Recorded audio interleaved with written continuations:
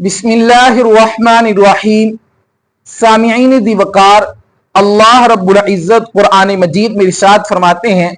या अय्युहल्लज़ीना आमनू इज़ा कुमतुम इलस्सलाति फग़सिलू वुजूहकुम व अयदियकुम इलल मराफ़िक़ि वमसहू बिरुऊसिकुम व अर्जुलकुम इलल कअबैन। इस आयत करीमा में अल्लाह रब्बुल इज्जत वुजू के फराइज को बयान फरमा रहे हैं और अल्लाह रब्बुल इज्जत ने इस आयत करीमा में वुजू के 4 फराइज को बयान फरमाया है कि वुजू के दौरान ये 4 काम करना जरूरी है, लाजिम है। अगर इन चारों में से किसी एक के अंदर भी थोड़ी सी भी गलती कुताही कमी कुताही होगी तो उसका वुजू नहीं होगा। वो 4 चीजें कौन सी हैं? फरमाया कि सबसे पहले अपने चेहरे का धोना, नंबर 2 अपने बाजुओं को कोहनियों समेत धोना, नंबर 3 अपने सर का मसा करना, नंबर 4 अपने पांव को टुकड़ों समेत धोना। अब ये 4 फराइज हैं, लेकिन बड़े अदब के साथ और माजरत के साथ ये बात अर्ज करूंगा कि हमारे यहां अमूमन अवामुन नास में, चाहे वो मर्द हो या खवातीन हो, मर्द और खवातीन में अमूमी तौर पर 10 गलतियां देखने को मिली हैं और सुनने को मिली हैं कि अक्सर और बेशतर लोग वुजू करते हुए इन फराइज में ये 10 गलतियां करते हैं। आज की इस वीडियो में मैं इंशाअल्लाह अज़्ज़ वजल इन्हीं 10 गलतियों को आपके सामने हाईलाइट करूंगा। अल्लाह रब्बुल इज्जत मुझे बात को सही अंदाज के साथ करने की, समझाने की तौफीक अता फरमाए। मेरे कहने और आप अहबाब के सुनने के बाद मुझे भी और आपको भी उस पर अमल करने की तौफीक अता फरमाए। सामीन दिवकार, सबसे पहला सवाल यह है कि ये तो पता चल गया कि चेहरे का धोना फर्ज है। अब चेहरा कितना है, चेहरे का इहाता कितना है, कहां से लेकर कहां तक चेहरा बनता है? तो उलमाए किराम ने, फुकाए किराम ने लिखा कि पेशानी के बालों से लेकर ठोड़ी के नीचे तक और एक कान की लो से लेकर दूसरे कान की लो तक, ये जो पूरा का पूरा चेहरे का एक सर्कल है, इस पूरे के पूरे चेहरे का धोना फर्ज है, लाजिम है, जरूरी है। इस पूरे सर्कल में से अगर एक बाल बराबर भी जगह अगर खुश्क रहती है तो उस बंदे का वुजू नहीं होगा। अगर वुजू नहीं होगा तो उसकी नमाज अल्लाह की बारगाह में काबिल कबूल नहीं होगी। अब चेहरे के अंदर फरमाया कि और क्या क्या चीजें दाखिल है। फरमाया कि ये जो बमे हैं ये चेहरे के अंदर दाखिल है, इनको भी अच्छी तरह से धोना, इनको तर करना जरूरी है। ये जो आंखों की पलकें हैं ये भी चेहरे के अंदर दाखिल है, इनको भी अच्छी तरह से धोना, तर करना जो है वो जरूरी है। इसी आंखों का ये जो हिस्सा अमूमन नजर आता है और यहां पर जो आंखों का हिस्सा होता है दोनों अतराफ में, इसको भी जो है वो अच्छी तरह से तर करना जरूरी है, चूंकि ये भी चेहरे का हिस्सा है। और इसी तरह जब मुंह को बंदा बंद करता है तो जितने जितने होंठ नजर आते हैं इनको भी अच्छी तरह से तर करना जरूरी है। इसी तरह चेहरे पर दाढ़ी और मूंछों का क्या हुक्म है? अब इसमें 2 चीजें हैं। पहली चीज तो ये है कि या तो मूंछ और दाढ़ी बहुत ज्यादा घनी होगी, जैसे अल्हम्दुलिल्लाह मेरी दाढ़ी जो है वो घनी है, या वो दाढ़ी और मूंछें घनी नहीं होगी। अगर तो दाढ़ी और मूंछें घनी है तो इस सूरत में पानी को नीचे तह तक पहुंचाना, खाल तक पहुंचाना जरूरी नहीं है, बल्कि अपने इन बालों को जो है वो 2-3 दफा जो है वो पानी जो है वो इन पर अच्छे तरीके के साथ डाल दिया जाए और मूंछों पर भी जो है वो डाल दिया जाए तो वही उसके लिए काफी है। लेकिन अगर दाढ़ी के बाल और मूंछों के बाल घने नहीं है, बल्कि जो है वो नीचे जो चेहरे की खाल है, जिल्द है, वो नजर आती है, अब इस सूरत में ऐसी दाढ़ी के होते हुए नीचे खाल तक पानी को पहुंचाना जरूरी है। मूंछों के नीचे जो खाल है वहां तक पानी पहुंचाना जरूरी है। अगर दाढ़ी और मूंछें घनी नहीं है तो फिर पानी पहुंचाना जरूरी है, अगर नहीं पहुंचाएगा तो उसका वुजू नहीं होगा। बाकी रहा दूसरे नंबर पर कि बाजुओं को कोहनियों समेत धोना, यानी कि ये कोहनियां इस बाजू का हिस्सा है, अब यहां तक जो है वो धोना जरूरी है। हमारे यहां अमूमन क्या होता है कि बाज लोग बेचारे बहुत ज्यादा जल्दी जो है वो इस अंदाज के साथ पानी जो है वो अपने बाजुओं पर डालते हैं कि ये वाला हिस्सा खुश्क रह जाता है, और बाज लोग पानी को यूं लेकर 3 दफा यूं यूं कर लेते हैं नीचे, चाहे सारे की सारी कोहनी जो है वो खुश्क रहे تو اگر ایک بال برابر بھی جگہ خشک رہتی ہے تو اس کا وضو نہیں ہوتا، اور اس کا تو جو ہے وہ ساری کی ساری کونی خشک ہے، تو اس کا کیوں کر کے وضو ہو سکتا ہے؟ تو اس لیے جب وضو کریں تو خاص اس بات کا خیال رکھا جائے کہ کونیاں جو ہے وہ اچھے طریقے کے ساتھ کیا ہو جائیں، تر ہو جائیں۔ ہمارے ہاں چونکہ عموماً جو ہے وہ اچھا خاصا پانی جو ہے وہ وافر مقدار میں ہمارے علاقے کے اندر جو ہے وہ پایا جاتا ہے، تو جب نل چلا ہوا ہو، ٹوٹی چلی ہوئی ہو، نلکا چلا ہوا ہو،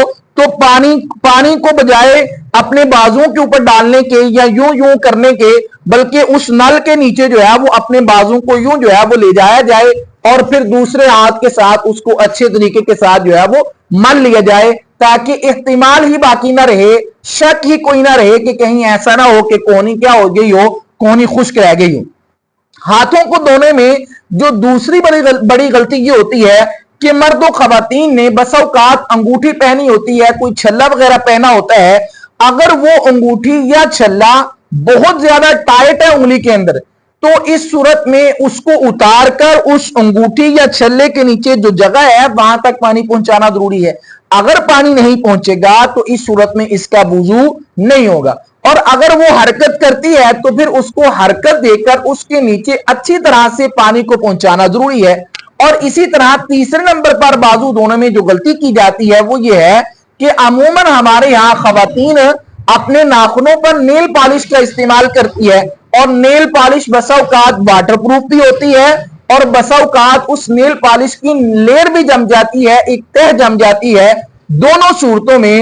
ناخنوں تک جو ہے وہ پانی نہیں پہنچتا۔ اس صورتحال میں اگر کوئی اسلامی بہن وضو کرنا چاہتی ہے اور حال یہ ہے کہ اس کے ناخنوں پر نیل پالش لگی ہوئی ہے، تو اس کے لیے لازم ہے کہ وہ اس نیل پالش کو پہلے کیا کرے، ریموو کرے، پھر اس کے بعد وہ وضو کرے۔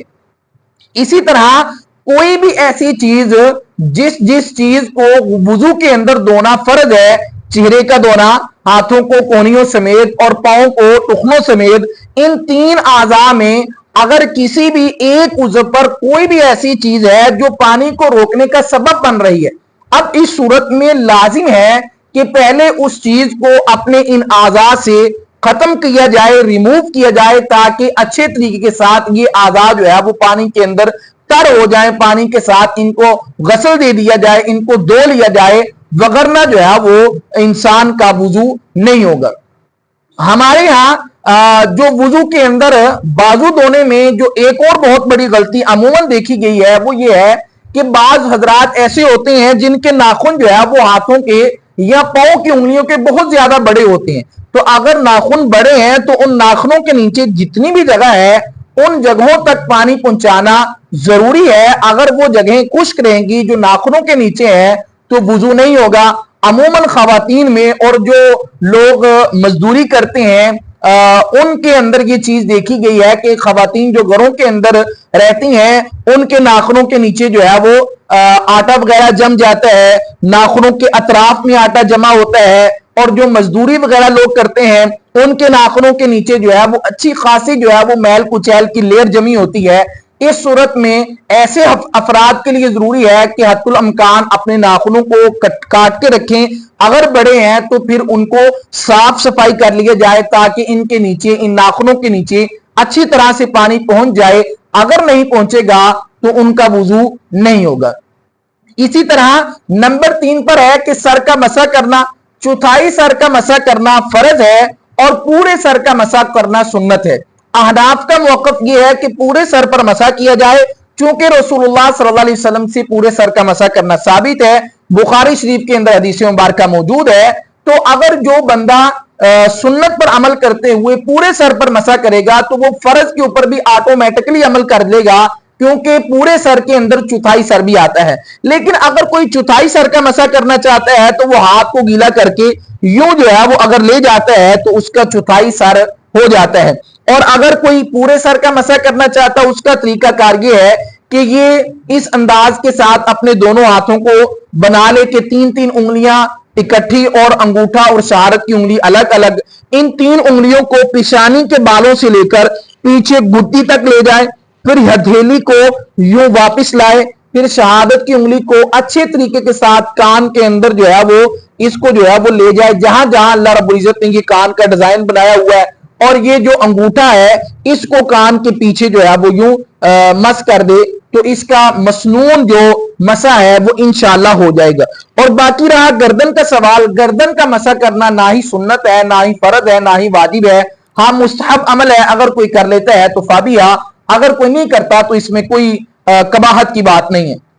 नंबर 4 पर है अपने पांव को टुकनों समेत धोना। हमारे यहाँ बसौकात तो ये होता है कि बाद हजरात के टुकने जो है वो खुश्क रह जाते हैं, क्योंकि वो नलके के नीचे इतनी जल्दी से जो है वो अपने पांव को यूं करते हैं, बस हाथ वगैरह के साथ उसको मलते नहीं है, बस यूं जो है वो नलके के नीचे यूं करके और बाहर निकाल लेते हैं। तो इसके साथ बहुत ज्यादा एहतिमाल है कि पांव जो है वो अच्छे तरीके के साथ नहीं धुलता। और जिन हजरात के पांव की उंगलियां बहुत ज्यादा ऐसे एक दूसरे के साथ जुड़ी हुई हैं, उनके लिए तो लाजिम है कि अपने पांव की उंगलियों को ऐसे खोलकर उन पांव की उंगलियों के दरमियान जितनी भी जगह है वहां तक पानी को अच्छी तरह पहुंचाए। लेकिन अगर पांव की उंगलियां जो है वो बहुत ज्यादा जुड़ी हुई नहीं है, ऐसे खुल जाती हैं, तो फिर उस सूरत में इनको खोलकर नलके के नीचे जो है वो रखना चाहिए, ताकि इनके अंदर जो है वो क्या हो जाए, पानी अच्छी तरह चला जाए। और मसनून तरीका ये भी है कि हाथ और पांव की उंगलियों का खिलाल किया जाए, हाथ की उंगलियों का यूं खिलाल और पांव की उंगलियों का बाएं हाथ की चीची उंगली के साथ जो है वो अच्छी तरह खिलाल कर लिया जाए। और ये चंद एक गलतियां थी जो मैंने आप हजरात के सामने हाईलाइट कर दी, जो अमूमन अवामुन नास में से मर्द और खवातीन वुजू करते हुए करते हैं। अल्लाह तबारक व तआला से दुआ है कि अल्लाह तबारक व तआला मुझे और आपको जो कुछ कहा गया है और सुना गया है इसके मुताबिक अमल करने की भी तौफीक अता फरमाए। मेरी आप हजरात से दरख्वास्त है कि अभी तक आपने अगर हमारे इस चैनल को सब्सक्राइब नहीं किया तो आप हमारे इस चैनल को जरूर सब्सक्राइब कीजिए, इस वीडियो को लाइक कीजिए।